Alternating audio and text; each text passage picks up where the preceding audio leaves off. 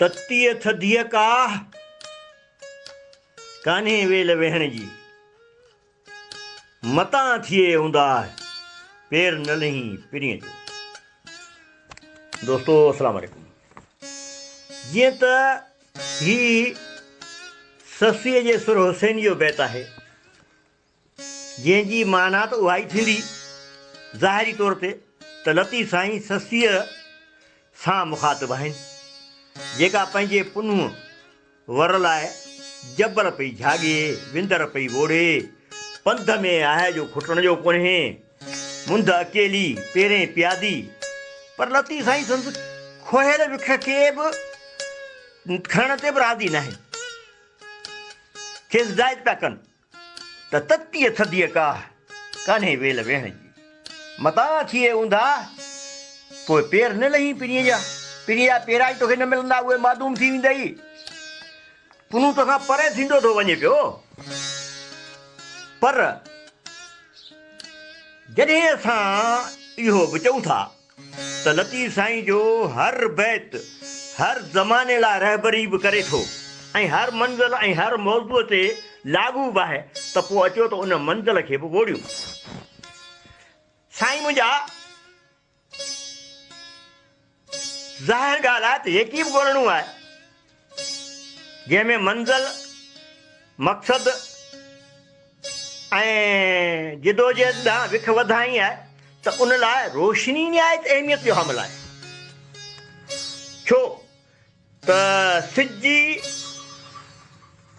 जी रोशनी में बि ॻोल्हे सघिबो, वक़्त जी अहमियत खे नज़र में रखणो पवंदो,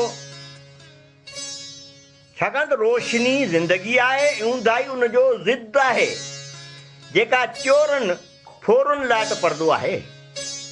ऊंदाही जो हू फ़ाइदो वठी राता हणंदा, हू तोखे सच ॻोल्हण खां ॾींदा कीअं? जेके ऊंदाही जा बादशाह आहिनि,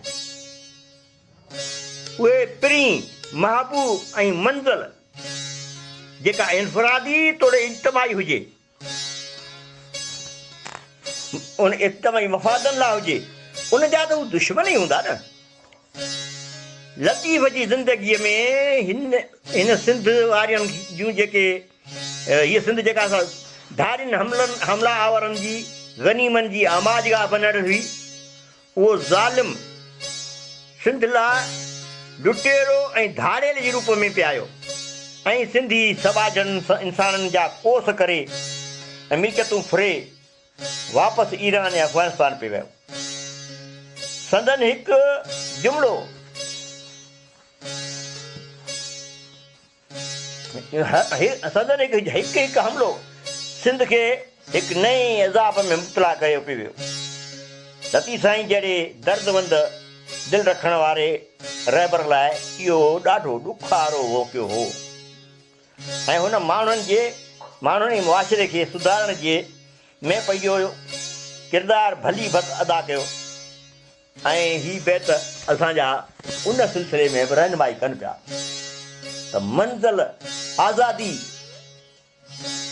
या धारियुनि खे धिके कढण जे लाइ ॾींहं जी रोशनी में कमु कबो ऐं पंहिंजूं अखियूं खुलियल रखबियूं, पंहिंजा ज़हन खुलियल रखबा, त जीअं असां वटि उहो हर आवाज़ु पहुचे जेको सिंध जे मफ़ादनि जे ख़िलाफ़ु हुजे ऐं असां उन जा सीना सुपर थियूं। जे लतीफ़